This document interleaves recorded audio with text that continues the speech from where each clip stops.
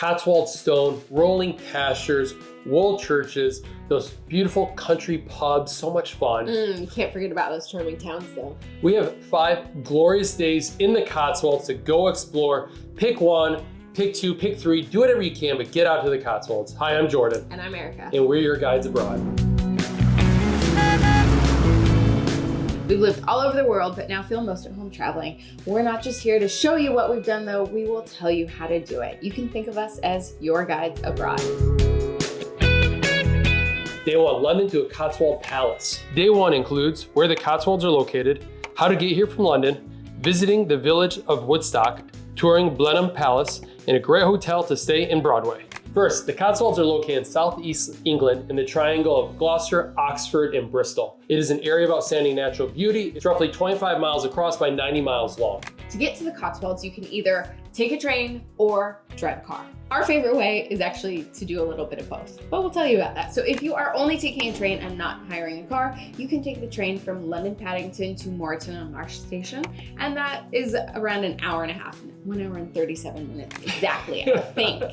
If you are driving from London, it is going to be a 2.5 hour drive depending on traffic. There are a lot of major motorways. We prefer taking the M40 up to Oxford and then over into the Cotswolds. But actually, our favorite way to get into the Cotswolds is to do a bit of both. So we enjoy taking the train to Oxford and then picking up a car hire or a rental car in Oxford to drive into the Cotswolds. So it just, I don't know, to me this is a little bit easier to take the train to a station that's closer so you're not having to deal with a car in London. So with this itinerary day, you can stop in Oxford. It's a university town, famous Oxford University. Check it out, it's a cool town. It feels like a big town compared to these other Cotswold villages. But we start right in Woodstock. It's right at the gateway to the Cotswolds. Woodstock is a really cute Cotswold town. You'll see all the Cotswold stone there. It's a great place for shopping. They have a lot of little antique markets there. They have a nice square there also. It is also home to Blenheim Palace, and that is the main thing to do today. So Blenheim Palace is the only non-royal country house in England to have the title of palace. It was built in about 1700s and is a UNESCO World Heritage Site. So it's really cool. And it is famous because Winston Churchill was born here. So when you get to Blenheim Palace, park the car, but they have all these events going on there. So like they have a train set up. So we took the train to the maze and like the kid area over there. So they have this big maze that you can run around. Kids absolutely love that. We grabbed lunch there. There's a great little pizza shop. So a really nice lunch. Across from the pizza shop was a butterfly exhibit. So you can see all the butterflies in the greenhouse. That was really fun. So you go into the walled garden, and then the back of the walled garden is a tiny door, and then you go in the secret garden, and it is pretty epic. And they have this new adventure park. Oh yeah, It just opened up at £7 more on top of your ticket, but they got zip lines in there. They have a water park in there, like a water play area. They have this massive wood structure to play on. I mean, it was fun for our kids and for us. Yeah. It's a nice place to run around for the day. Really miss about living in the UK is having access to historic homes like this, whether they are private homes or they are National Trust properties or they're English heritage properties. They are so beautiful to just take in, wander around the gardens. This is on some expansive property, so I'm taking a very nice stroll. But they're just a really wonderful way to explore, learn about the history, find some serenity, and enjoy. It has a full museum to Winston Churchill. It has a great exhibition. You can do an audio tour of it, but the gardens are what's so amazing for this.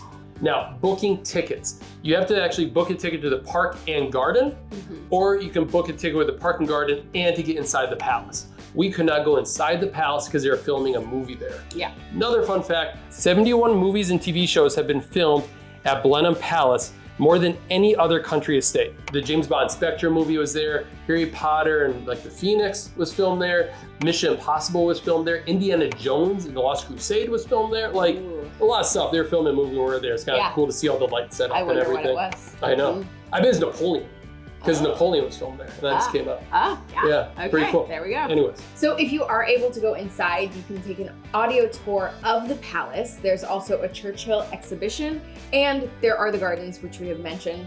The gardens are beautiful. They are wonderful. And even though we didn't get to go inside the palace, it was well worth a stop just to enjoy the gardens. The palace and the town of Woodstock are very connected, they're intertwined. So there's always some kind of special event going on, like a market or fair, something like that. So hopefully that's happening while you're there. If not, you can check their calendar to try to coordinate that. So we spent a few hours playing at the palace, and then we did a 45-minute drive to our hotel, which is near the town of Broadway. We stayed at the Fish Hotel. Broadway is in the northwest corner of the Cotswolds, and here we slept in a treehouse. They got 3 tree houses at this hotel. It was really cool. You climb up the hill, you go across a rope bridge into this treehouse up on stilts, and it wraps around a tree. Yeah. But the whole hotel is amazing. Yeah. It's this boutique hotel. You can stay in these little huts, or you can stay in an old country house, a country estate. The tree house is really cool. Our kids loved it. We loved it too. We had some time out on the deck. It was wonderful. Also too, it's part of the Hyatt family of boutique hotels. So while you can't stay at the tree house for free, you can stay at the country house for free using your Hyatt points. Yeah. The tree house was really cozy. It was a mini house, so we had a great bed in there. We had benches for the living room area. Our kids had their own bunk room.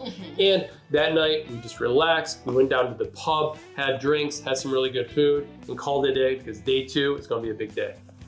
For our second day, a day around Broadway, it included a country walk in the morning, a visit to Broadway Tower and Broadway Village, and then a ride on a steam train. At the Fish Hotel, we woke up early, went for this great country walk around their 500-acre estate. Yeah. We had a great breakfast there at the hotel. And then from our hotel, we headed to Broadway Tower, which is only an 8-minute drive from our hotel, but also be like 10-minute drive from the town of Broadway. Very convenient. We parked, we checked out their cafe and their shop. We visited their deer park, which you can't miss. You pass it on the way to Broadway Tower. So Broadway Tower stands on the highest hill in the area, which is Broadway Hill. So we drove there, but you can walk up a steep hill from Broadway, the village of Broadway, if you like. Do it. So we bought the tickets, we parked the car, great little cafe, and to get to the tower, they says a 10-minute walk, but we can see it right now, so it looks like maybe like a 3-minute walk. So piece of cake.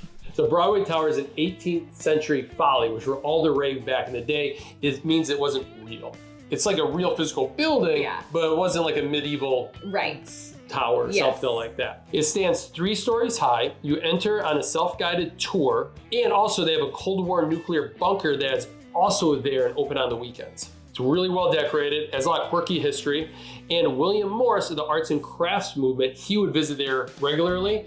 That Broadway area is very popular with the arts and craft movement, how it all started. And to get up the tower, you are walking up a narrow staircase that winds around the tower. If you're claustrophobic, you can feel a little uncomfortable. The views from the top of the tower are excellent though, and they used to do baths up there. Yeah, it's a fun stop. It was fun. It was very interesting. Cool. From Broadway Tower, we drove to the town of Broadway for lunch. It's only a 7-minute drive. And what we understood from talking to some locals around there is called Broadway because, as you can see from the images we are showing you, the high street is very broad. So there's a green space out there, there's plenty of room. And in Broadway, there are a lot of pubs, there are a lot of little shops. You can spend, a better part of an afternoon hanging out there. Most of the buildings here date back to the 16th century, and there are some settlements there that may have dated back 5,000 years ago. That's old. Don't get more local than that. Yeah. These Cotswold towns, because we'll mention quite a few of them in this itinerary, are great for local shopping. Yeah. They only have like little boutique stores, very local, great places to support the local economy and really get some great Cotswold souvenirs. And I will say Broadway can get very crowded because a lot of the tour buses come through Broadway. A lot of visitors like us go through Broadway. We weren't there for very long, but it was very quiet when we were there. It wasn't really busy. Yeah, we thought it was really nice. It was easy for us to get in for lunch. We had a really nice lunch. Yeah. Walked around the town. We were off. Onto our next stop. Yeah. We had a train to catch. We had a train to catch, and this was the highlight of our day. We built our whole day around this. We were going on a steam train. So this train is not like a normal train. We were going on a heritage railway. We were going on the Gloucestershire, Warwickshire steam train. So this, you kind of have to schedule your whole day around this because it's not like, oh, I'm gonna go catch this train. This is an experience, right? It's a 28-mile round trip train. It is run by volunteers. It is so cool. They have both steam trains and diesel trains. And it's all about the journey that you go on. It is not about where you are going. You are just riding the steam train. So you stop at all these different stations along the way. They have little cafes there. They have little museums there. Yeah. You can ride as far as you want to or just head on back. Yeah. But it's important, take a look at the timetable. We'll link to it down below to make sure you catch the train you want, especially if you go on a diesel train or a steam train. Do the steam train. Yeah. And man, I just have to say, talk to the volunteers that are there running this because they are enthusiastic, passionate, trained.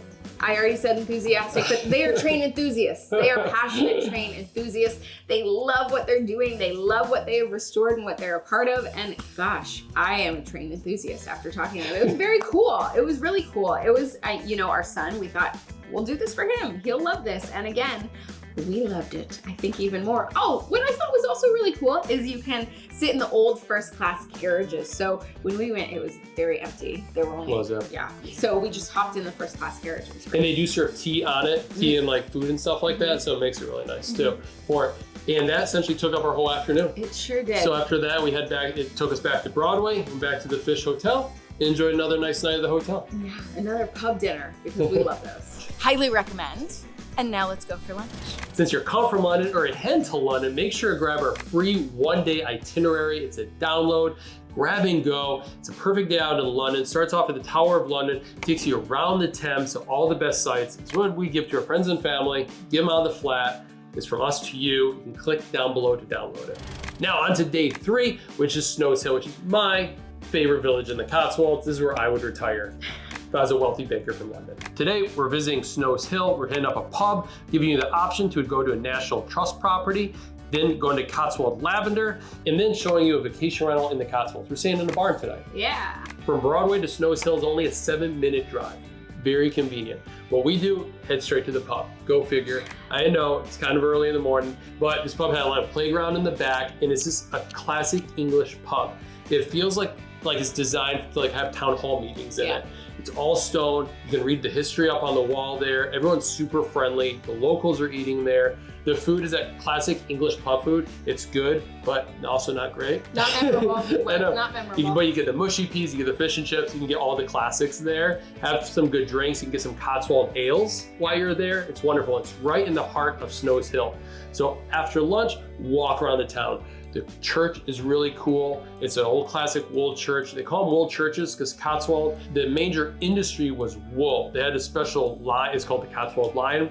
Really golden fur is really popular in Italy. So it's a very wealthy area. And a lot of that money went to building all these churches. But the town's beautiful, got these beautiful views. Sometimes they have a market fair going on that's part of the church. So there's cool stuff to do. Another great thing to do in the town is have the National Trust property. Yep. We didn't do it on this trip, but we did on previous trips. It's a National Trust property, which means Charles Wade, the owner of the house, when he died, he gave it to the country. Now it's a museum, so you can tour the garden, which is gorgeous, of course, and then the house. Charles Wade was an eccentric collector of things. He has over 16,000 things in this place. Yeah. And the house is old too, so the architecture is amazing. It dates back to the Tudor times, and it's not really our favorite things because we don't like to collect a lot of stuff, but it's a cool place to check out. It was very cool. So that's another thing you can do in Snowshill. We didn't go, and this is maybe a tip for anyone traveling with young children. We didn't go because we were worried our kids would touch too much stuff. There you go. So there you can spend 2 to 2.5 hours touring this National Trust property. What we end up going to is Cotswold Lavender, which is just a minute down the road from Snowshill. And Cotswold Lavender, you can walk around the lavender fields, see all the different types of lavender. They have country walks around the whole property, and then they sell a lot of lavender products there too. We grabbed the ice cream, which our kids loved, so it made for a really nice afternoon treat. And then from there, we took a 21-minute drive because we are staying in a renovated barn tonight. We got an Airbnb, and man, this was a really hard town name for me to remember. It is Nether, Westcote. There you go. Yeah. And it's a really tiny village. There's really nothing there except one inn called the Feathered Inn, which is gorgeous. Awesome. Wow, really nice. All well done. It's almost like fine dining. So if you're staying in this area, book ahead for that place. We had fun checking it out. But as Eric said, it was a renovated barn. There was horses on the property. The hosts were really friendly, but the barn was really cool. It's 2 stories. The kids loved it. It was really comfortable. So when you visit the Cotswold, you can stay in great country inns, or in vacation rentals, do what's best for you and your group. Yeah, so we'll include a link to this Airbnb property that we stayed in. Like we said, the hosts were great. It was, you know, just a lucky find on our behalf. I really enjoyed it. On to day 4.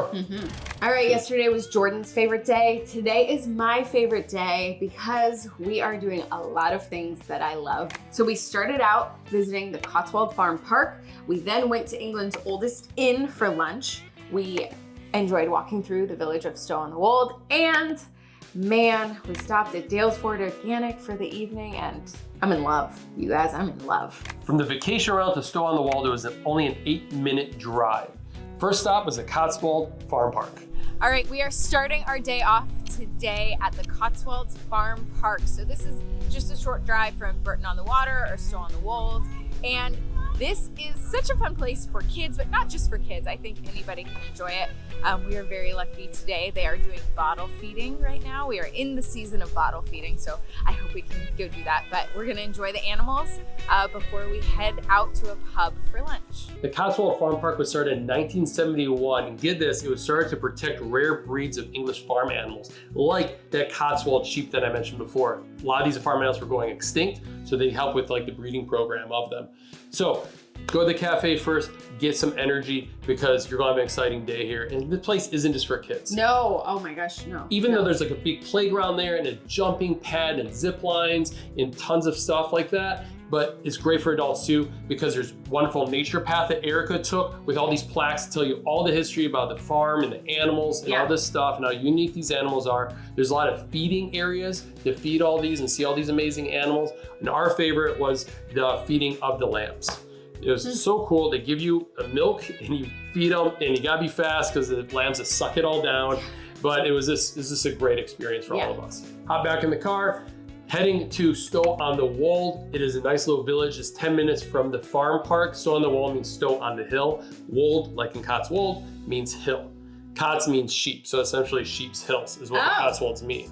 So, Stow-on-the-Wold is a very old town, another one of those Roman towns. It's on the Fosse Way, is what makes it famous, the old Roman road that would go through the Cotswolds, connect up to Scotland. So first, start in the market square. It's lined with all these great shops and antiques, cafes and inns. Walk around the town. We did not though, we headed straight for lunch. Yeah. We headed to the Porch House, which is the oldest inn in England. Yeah. How cool is that? We are in Stow-on-the-Wold right now in the Cotswolds, and right behind me is the Porch House, and they claim to be the oldest inn in all of England, built in 947 AD. To back that up, they have carbon dating of timbers inside that date from the 10th century, plus they have the rich history of who built it, like the Duke of Saxon, for pilgrims. So it was an inn. Yeah, there's also probably a tavern. Also, pubs didn't exist until the 19th century. But very cool place. On the inside, in the 16th century fireplace, there's witches' markings, which is used to keep evil spirits away, which is a great call because the place never burned down. So still been around for a long time. Come visit. The lunch is wonderful, and the sticky toffee pudding, excellent. After lunch, we explored the town. One of the major sights to see is St. Edward's Church, because it has this amazing door with these trees kind of growing over the door. It's a beautiful picture. So check out the church, walk around the town. You can take as long as you like here. But for us, we had another stop on the other side of town. This is Dalesford Organic. This is where Eric wanted to go to, not me. All right, so when we lived in London, I used to go eat a lot at Dalesford because there was a Dalesford location in London. I think there are actually multiple Dalesfords, but I would go to the one in Notting Hill and I loved it. So I was very excited to go out to their location in the Cotswolds. Where it all started. All right, so Dalesford Organic, you have a spa out there. You have farm to fork dining, a nose to tail butchery. You have foraging classes, cooking classes, and just kind of an all-around fancy place to visit. This is a great place to go for lunch or dinner time. They also have a cafe. Also, if you just want to grab groceries for your vacation rental or snacks for later, it's a nice place to go. It's pretty nice. I mean, it's fancy. It's fancy. All right, after our experience at Dalesford, we've had a pretty full day, so we just headed back to our vacation rental, and then we took a little walk to the Feathered Nest for some drinks because they have an epic view. If you end up staying out there or passing by, really you should stop there. It's beautiful. Day 5 is Sudeley Castle, which is in the town of Winchcombe. Then we visit another Cotswold town. One of our favorite is the Lower Slaughters, which is next to Bourton-on-the-Water. For our vacation, it's a 28-minute drive to Sudeley Castle. We start off at the playground, of course. Adios. Watch this! It's a professional! Oh yeah, I see it now. Whoa, yeah, there you go. We're in Winchcombe right now at Sudeley Castle, and this castle has a long royal history with King Richard III owning it twice, and then also Queen Catherine Parr, the last wife of Henry VIII, lived here and then is also buried here in the chapel, which is I'm looking at right now. And it was destroyed completely in ruins during this English Civil War, and then the family bought it and they have been fixing it up ever since. So a really cool place to come in Winchcombe. They do offer guided tours for about £250, really affordable, every half hour.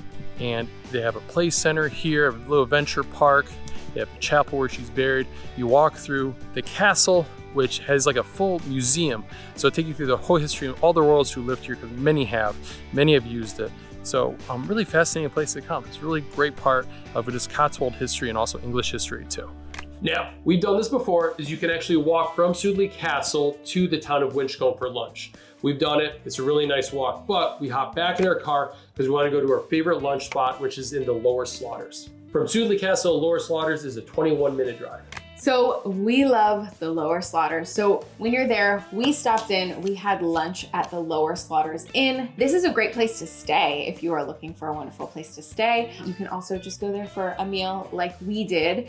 It is right in the heart of the Lower Slaughters. And what's really cool is you can do a nice walk, easy, quick walk between the upper and lower slaughters. That's a really nice loop that people do. So this village is small and it is very walkable. So you can walk along the River Eye, which is Old English for the river, across little bridges, walk past the old mill, the old wool church, and check out the Cotswold homes. Really popular walk. You'll see a lot of people on the trail is heading from the Lower Slaughters to Bourton-on-the-Water, which is a very popular and busy town in the Cotswolds, but it's a nice easy trail along the river to get over there.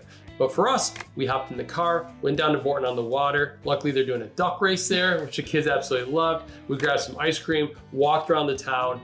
Bourton-on-the-Water is one of the most charming towns in the Cotswolds because it looks so nice, but it does get really busy. Really busy. So we recommend checking out our video up above on our favorite Cotswold towns, the most charming ones, plus things to do in all of them, because we give you a lot of other ideas to go hit up.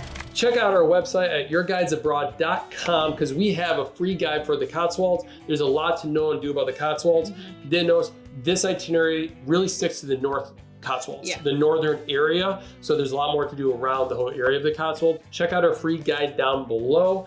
And we hope you have a wonderful time. Like I said, 5 days in the Cotswolds can feel like a lot. If you can do 2 or 3, pick your favorite days from this itinerary and boom, you're off. Thanks so much for watching. Thank you.